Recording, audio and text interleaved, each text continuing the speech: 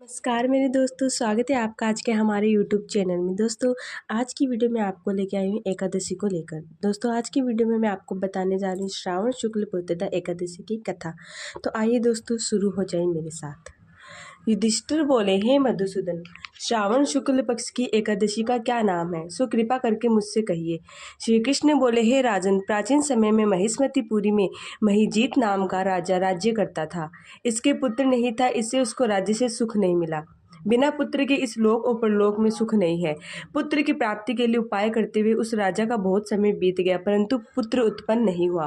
अपनी वृद्ध अवस्था को देखकर राजा को बहुत चिंता हुई। सभा में बैठकर प्रजा से बोला, हे मनुष्य, इस जन्म में मैंने कोई पाप नहीं किया है। मैं सदैव धर्म के मार्ग में तत्पर रहा हूँ। मेरे पुत्र क्यों नहीं हुआ, इसका विचार करो। ब्राह्मण और प्रजा इस बात को सुनकर आपस में विचार करके सघन वन में गए। वहां घोर तप करते हुए लोमश ऋषि को देखा। उनको देखकर सब प्रसन्न हुए और यथा योग्य नमस्कार किया। उनको देखकर मुनीश्वर बोले, तुम किस लिए आए हो, इसका कारण कहो, मैं अवश्य तुम्हारा हित करूंगा। हम सरीखे मनुष्यों का जन्म परोपकार के लिए ही है, इसमें संशय नहीं है। मनुष्य बोले, हम अपने आने का कारण कहते हैं, आप सुनिए। हम संदेह निवारण करने का आपके पास आए हैं। महिजीत नाम का राजा पुत्रहीन है।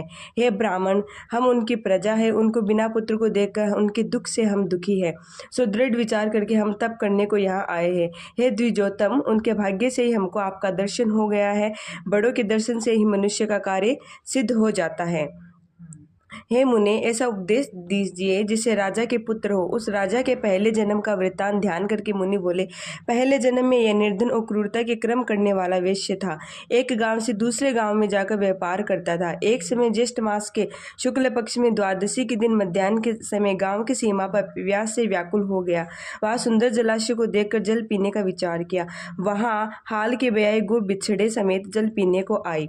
उस समय वेश्या ने जल पीती हुई गो को हटाकर जल पिया। उसी पाप से राजा पुत्रहीन हो गया।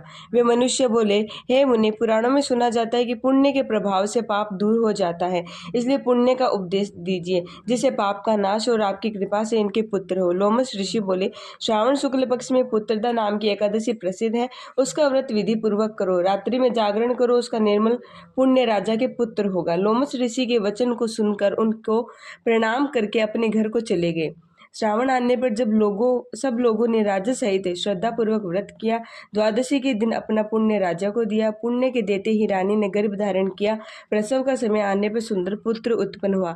हे नृपश्रेष्ठ, इस प्रकार यह पुत्रदा नाम की एकादशी प्रसिद्ध है। इसे लोक और परलोक का सुख चाहने वालों को उसका व्रत करना चाहिए। यहाँ पुत्र का सुख पाकर अंत में स्वर्ग को जाते हैं। तो दोस्तों आज की कथा हमारी यहीं समाप्त होती है। धन्यवाद मेरी वीडियो देखने के लिए।